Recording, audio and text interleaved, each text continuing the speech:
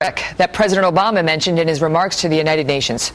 Turns out that this man, the same cleric who at one point called for the death of U.S. soldiers overseas, just issued another fatwa last week condemning the terror group known as ISIS. And while NPR suggests that he is known as a, quote, scholar's scholar, there are still serious questions about the president's decision to invoke this man after the State Department's Counterterrorism Bureau recently ended up apologizing for doing the very same thing. Marie Harf is the State Department deputy spokeswoman. She's here live with me on the set. So the State Department actually took down a tweet that they sent out touting him and his musings and saying, we should not have done that. It was wrong. We've deleted it. So how did you feel when you saw the president mention him at the United Nations speech?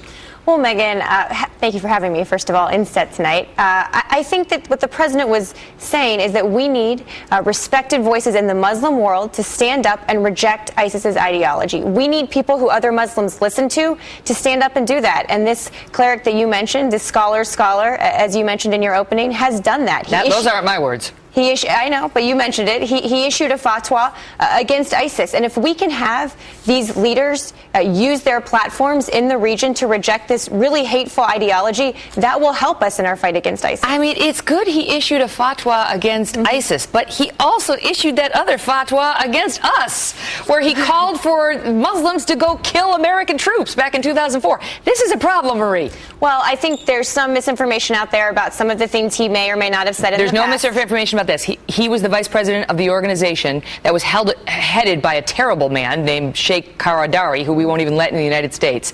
And he was the vice president of that organization for 9 years when it sent out the fatwa calling for Muslims to kill American troops. Well, what we're judging him by is what he says very openly right now about the fact that Muslims should reject ISIS's ideology. He has said that publicly. He's rejecting the ideology of people who are trying to kill Americans, who have killed Americans. Be honest. That must have been embarrassing for you. Not at all. They're putting you in a very difficult position, aren't they? Not at all. Then why, if he's okay, happy with the decision to mention him in that speech. Well, then why did you send out that? Why did the State Department apologize for retweeting his musings? Well, I have no idea why certain tweets are taken down or not taken down. You work for the State Department. I do. But what I will say is when it comes to the president's speech, it is important to stand up in front of the world and say there are voices in the Muslim world who will stand up and say ISIS does not represent them. After they say kill Americans. If that can convince one person not to join ISIS, that's a good thing.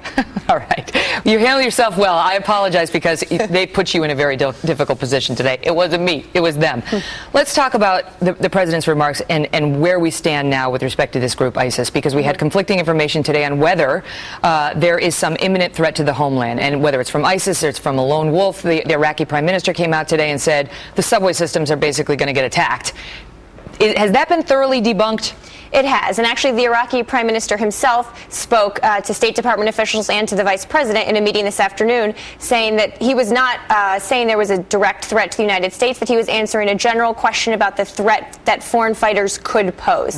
He made very clear to us, and we are saying publicly, that we are not aware of any credible direct threat to the United States. I said earlier I would feel as comfortable taking the New York subway today as I was yesterday. How comfortable was that, just out of curiosity? Very comfortable. It can be sketchy at times, if you go late in particular. But when it comes to whether there's any sort of imminent terrorist attack, any credible threat, we don't see that. We're always vigilant. We're always watching, but we just don't see that right now. Let's talk about whether we had some failings to answer to in the creation and growth of ISIS. Our own James Rosen asked Secretary Kerry whether there was an intelligence failure, whether we underestimated ISIL and whether we overestimated the Iraqi troops. And John Kerry refused to go that far in an interview he gave with James. James Clapper, the Director of National Intelligence, did go that far this week when he sat down with David Ignatius and said there was an intelligence failure. I can put it on the board what he said. And this is a quote to the Washington Post. We underestimated ISIL and overestimated the fighting capability of the Iraqi army. So who has it right, Director Clapper or Secretary Kerry? Well, I actually think that they both agree. And what the quote you just put up from Director Clapper speaks very directly to the challenge when you're talking about intelligence assessment, something I used to do in my former job at the CIA.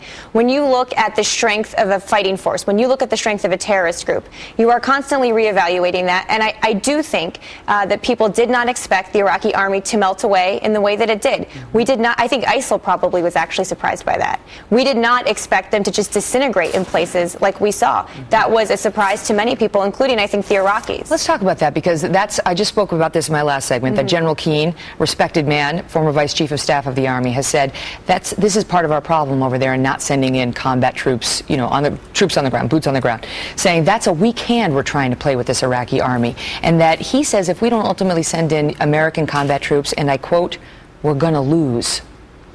Well, I'm not exactly sure what lose means, but what I would counter with is that the ultimate solution to fighting ISIL is not American combat troops on the ground. We couldn't prevent terrorism when we had over 100,000 troops in Iraq.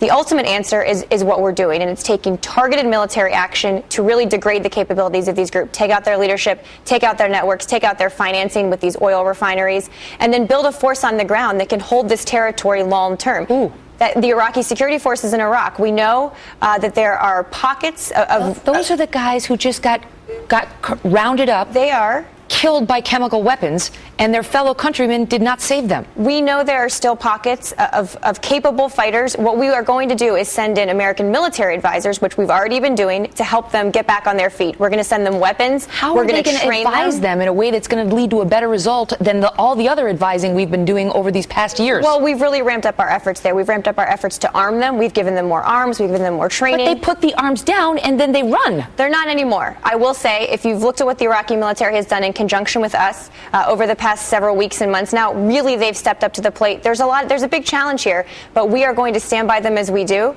as we fight this challenge. And as you know, we're also taking the fight to ISIL in Syria. Marie, good of you to be here tonight. Thank you. Good to see you.